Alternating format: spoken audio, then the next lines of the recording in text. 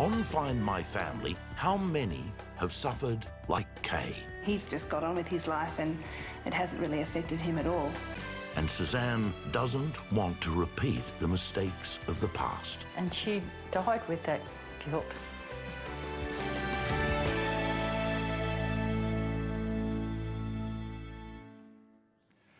G'day, Jack Thompson here.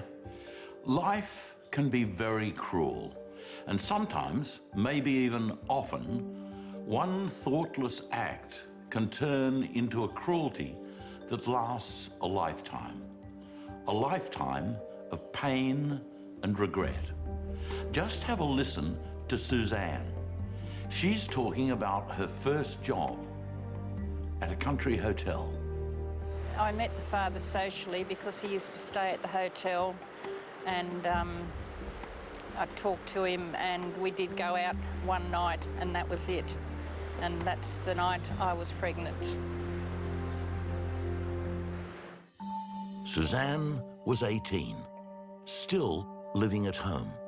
When I found out I was pregnant, I thought it'd go away, but it didn't. And eventually I knew I had to tell my parents. And when I told my parents, my mother was outraged. No support from home, so Suzanne wrote to the dad. The answer to that was his wife rang me, which I didn't even know he had a wife, and I think he had some little children. So that was another, you know, not happy time for me either. Yeah, so, and that's the last I've ever heard of him. Suzanne was sent away to have her baby in a hostel for unmarried mothers. And I think the hardest thing that I ever did was sign the adoption papers. That's the hardest thing I've done in my life.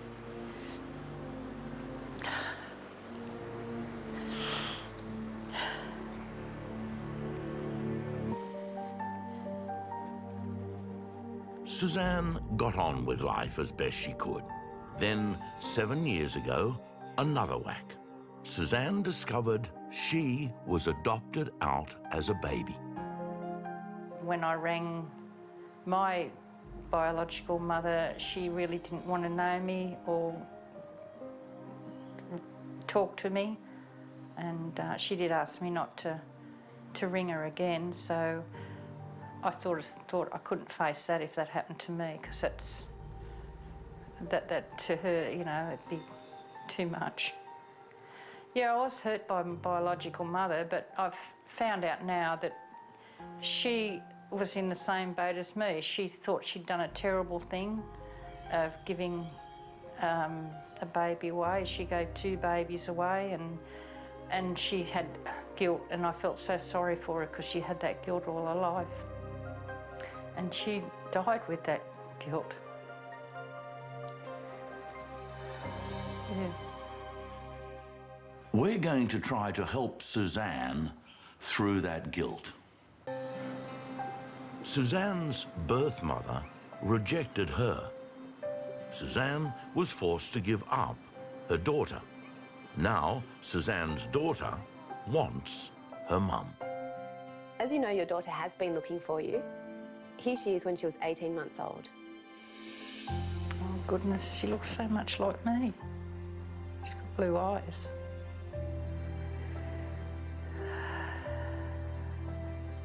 Here is your daughter today. Oh, goodness. Gee, she looks pretty good for her age, doesn't she?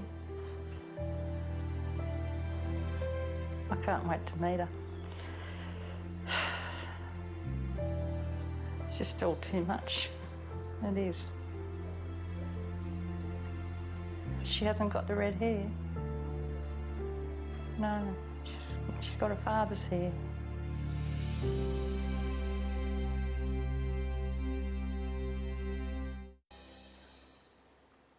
For the first time, Suzanne has seen a picture of her daughter, Kay. And there's more news. You have 3 grandchildren. Oh, my goodness.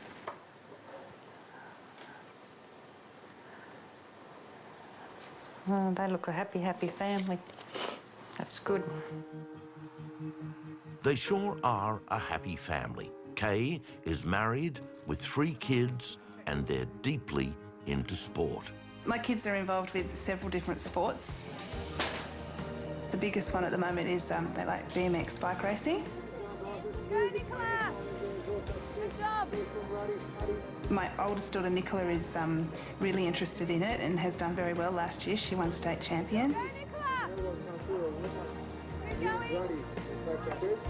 Yay! Well done. That's a good result. She went past all the boys. That's really good. Yeah. Leave your coat. Kay has no interest in finding the man who made her mother pregnant.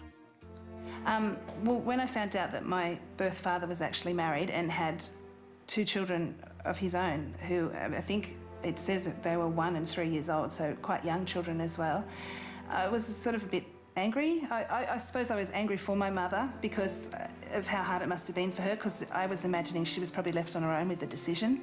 So I suppose that's why I'm angry, because I'm thinking, you know, he's just got on with his life and it hasn't really affected him at all. Well, I have some news for you. You do.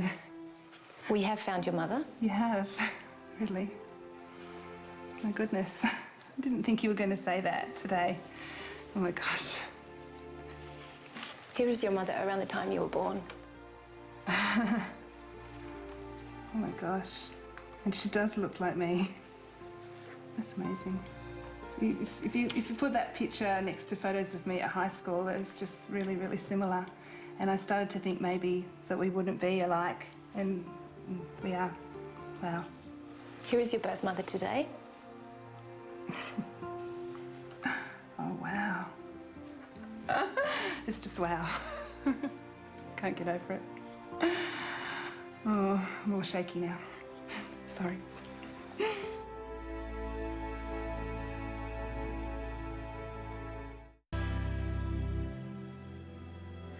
I met the father of my baby when I was a receptionist in a hotel. He used to come and stay there quite often because he was a salesman, and I got to know him socially as he visited town, and I went out with him, and that's when I became pregnant, of course. I got a phone call back from his wife, who I didn't know he was even married. I really don't know what I said to her, because I probably just hung up in her ear, I'm not sure. I didn't really decide to give my baby up. My mother decided that for me, and I just had to do what she told me. I kept it a secret all these years, but to tell people after all these years, it's just like a brick off your back. It's just, you think, well, I've got no more secrets now. I'm free, sort of. That's how I felt, yeah. Wow. It's really great. It all began when a country girl went on a date with a man she met through work. Now, Suzanne and her daughter Kay are meeting for the first time. Kay has another sister too, Yvonne. Feel excited about not being only child and meeting my sister, yeah. It's sort of like a dream coming true. I'm finding it really hard to actually walk because my legs are just like jelly.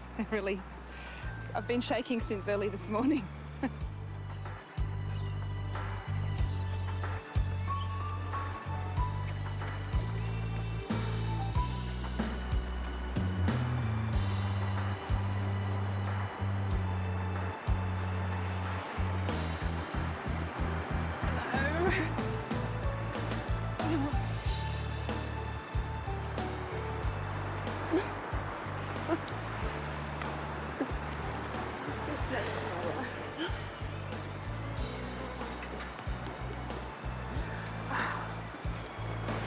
You've got so many questions to ask me because I've got pounds. Yeah. Ask you.